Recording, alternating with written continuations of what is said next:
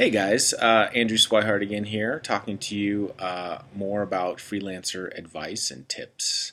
I've been doing this stuff for a long time, and I've learned a few things. And rather than just giving the traditional art tutorials online about how to do this or that, I've decided to take a turn and start talking about the business side of freelance because no one ever taught me that side, and it's just as important, in my opinion, as the art side of freelance.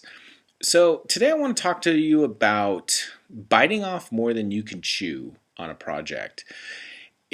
This has happened to me in the past. You know, when you show up to the interview and they start talking to you about the project, uh, a lot of times it's normal to just say, yeah, I can do that because you want to get the job. But sometimes you can bite off a little more than you can chew. And that's happened to me on a couple of occasions, not very often, but it's happened before. So it's really important sometimes that when you do take on a larger job or something you're not familiar with, that before accepting the job, reach out to people that you know and that you trust who have done similar jobs and ask them exactly what it is that you're in store for.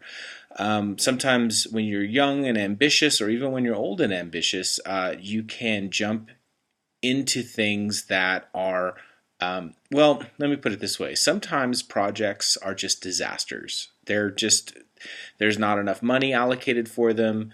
The delivery date is too soon. Somebody who designed the project didn't know what they were doing. And where you don't want to end up is right underneath that project as it drops and crushes you and destroys your momentum as you're slowly moving forward in your career.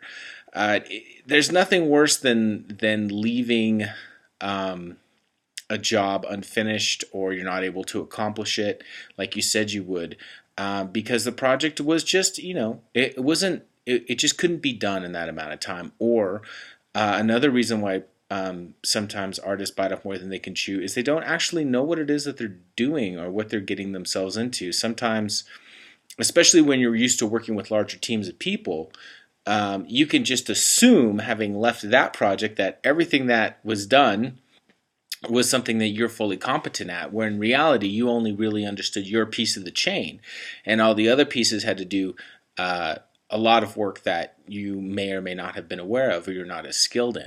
So next time you get a big project, something that you are not 100% sure of how to accomplish or how to tackle, or if there's even enough time or budget, reach out to some friends. Call a friend.